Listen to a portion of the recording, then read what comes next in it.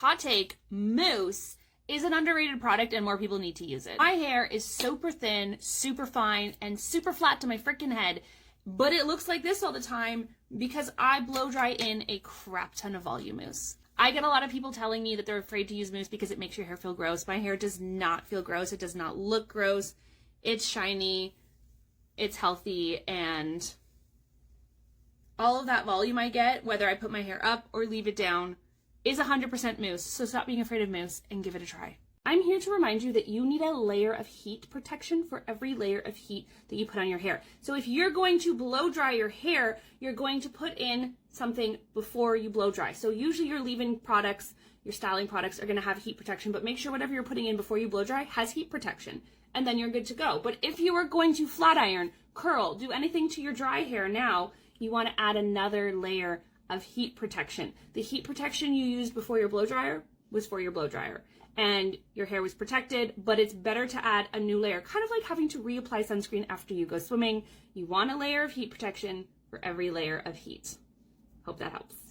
If you are on a hair care journey or just starting to explore hair products for the first time, here are 3 tips for you to help you figure out what products you need. Before you start buying any products, really get to know your hair. Understand what your hair needs. Is it dry? Is it damaged? Is it fine? Do you have an oily scalp? Figure out all those things before you start playing with products. Next, you want to decide, what do you need from hair products? Are you trying to make your hair healthier? Are you trying to make your hair look fuller? What do you need? Once you've figured all that out, you want to learn a little bit about ingredients, because a lot of these products are going to have fancy claims on the front of their bottles that make it sound like they could do all these miraculous things. But if the ingredients aren't what your hair needs for your hair's hair type and the things that you want to accomplish with your hair, the product isn't going to do anything. You really got to get to know what ingredients you're looking for. What are those ingredients going to help your hair accomplish? If you do those things, you are going to be able to build yourself an exceptional hair care routine, whether that's from drugstore products, professional products, whatever price point you want to sit at, you will be able to build yourself a great hair care routine. If you struggle with knowing how to do this or reliable sources for this information, I do have a new ebook that breaks all of this down for you and tells you exactly what ingredients you need for exactly what problems, for exactly which hair types, etc. in my bio. If you have super thin, fine, flat hair, mousse should be one of your favorite products. This is part 2 of my series, Products for Fine Hair. I'm showing you products in my fine hair, showing you exactly how they look when you use them. Mousse is one of those products that fine or thin-haired people are often afraid to use because they think it's going to weigh their hair down or make it feel gross or look dirty. When it's exactly the opposite, mousse is literally made for your hair. Volumizing mousse is designed to give lift to your roots, volume and texture to your hair. You massage it in all over, flip your head upside down, and blow dry.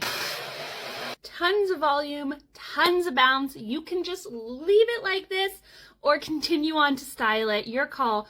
But volume mousse is a must-have. If you have fine hair, this one is the Design Me, Puff Me Volume Mousse, but honestly, there are so many that are going to work great in your fine hair. Have you ever bought a hair product that everybody raved about and it just made your hair feel like crap? That is not because the product is bad. That is because it was probably full of ingredients that were not optimal for your hair's needs. You need to make sure you learn and understand what your hair needs, and then learn and understand which ingredients to look for in hair products that are going to solve those problems. That's how you're going to get the most out of your hair products and get the best hair that you can possibly have.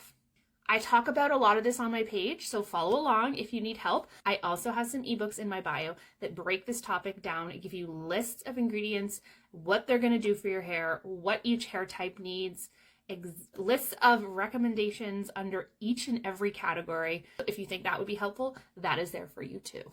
Welcome to part 1 of hair products for thin or fine hair. In this series, I am going to do a different video showing you my hair done with all of the different products that I own, because people are always asking me for recommendations on products, and there are just so many that it is hard to explain which ones might be the best, because it really depends on what you're looking for and what your hair is like. So I'm going to do my hair with a different product in every video, and today we have Air Dry Cream. Air Dry Cream is one of the easiest products you can use because you literally just put it in your wet hair and let your hair air dry. You can see my hair is quite thin and very fine, and this is literally what my hair looks like air dried with just Air Dry Cream. No blow dryer, no volumizing products, nothing just raked this through, scrunched my hair to bring out any natural wave, and what air dry cream does is enhance any natural texture. So that's what this does, and that's what it looks like. Part 2 of my products for fine hair series. Today we are using the Wow Dream Coat by ColorWow.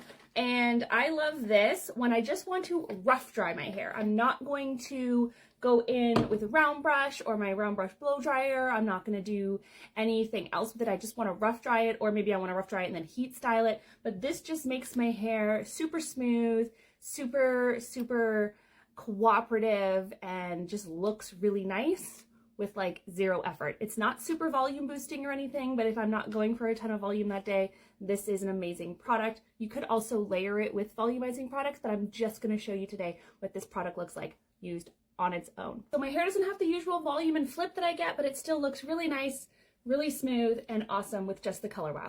Let's talk about heat protection for a minute. Most styling products are going to have heat protection. Make sure you check, don't just assume, because not all do, but most do. So your leave-in conditioners, your mousses, things like that are usually going to have heat protection. But you don't really want to take your leave-in conditioner and spray it on your dry hair because it's going to make it wet. What do you do when you want to put heat protection on your dry hair, but you don't want to wet it down with the spray? My favorite product for that is this by AG. It's called Firewall, and it comes out as like a dry, misty oil. So I can spray it before I do my heat, and it doesn't make my hair wet. My hair stays exactly the same. It adds a little bit of shine. It adds a layer of heat protection, and there's no waiting for each section to dry before I apply my curling wand, my flat iron, whatever it is I'm using. Firewall by AG, that is the #1 that I like to use on my dry hair. If you have another recommendation for one that goes on dry, let me know in the comments because I'd love to give those a try too. But this is the one that I use for now when I'm putting it on my dry hair. If you've used a hair product that makes your hair feel absolutely terrible, chances are there's nothing wrong with the product. You just used the completely wrong product for your hair. It was full of ingredients that made your hair feel worse and not better. It's really important to worry less about what is said on the front of the bottles that you purchase and worry more about what is on the back in that ingredients list.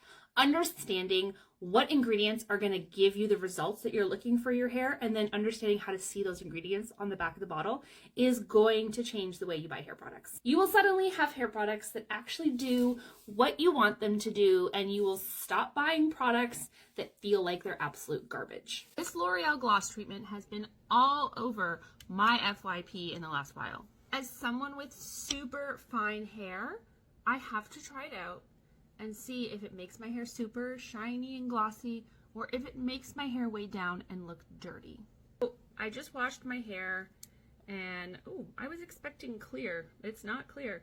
So I don't know why I was expecting clear. Gloss sounds clear. So I'm gonna put a good amount in my hand. I'm gonna work it all through my hair. You leave it for 5 minutes, then you rinse it out. And you're supposed to have super amazing shiny hair. It specifically says in the bottle that it is good for dull, porous hair, which my hair is very dull and porous from being bleached for 10 years. I am working my way away from that, and I'm repairing my hair, so hopefully this is good for my hair. So let's leave it in for 5 minutes and see what it's like. So here we go. My hair has been blow dried and styled, and it is shiny. It is very shiny. Not sure if I'd say it is shinier than when I just put an oil in my hair. What's gonna be the real factor is if this shine lasts several shampoos like it says it will. So far I like it. It absolutely did not weigh my hair down at all. So we will see in a few days if the shine actually lasted, because that's what would make this really worthwhile, as opposed to just putting an oil on your hair when you finish to get that shine, because it is very shiny and soft and pretty. I want to talk to you about flat irons and curling wands and just hair tools in general for a second, because every time I post a tutorial using a curling iron or a wand or a flat iron or a blow dryer, people want to know exactly which one it is. It's almost as if they think that they need to have the same one as me in order to get the results that I get. And I absolutely recommend the tools that I use. I use them for a reason. They're great. And there are differences between tools. However, if you're not good at doing your hair yet, if you're just starting out and you're struggling I don't want you to be fooled into thinking that if you buy some really expensive flat iron or the top of the line blow dryer that it's going to be life-changing and suddenly make it easier for you to do your hair, because until you have the basic skills, until you've mastered sort of getting used to being able to do these things with your hair, the tool isn't going to make a huge difference.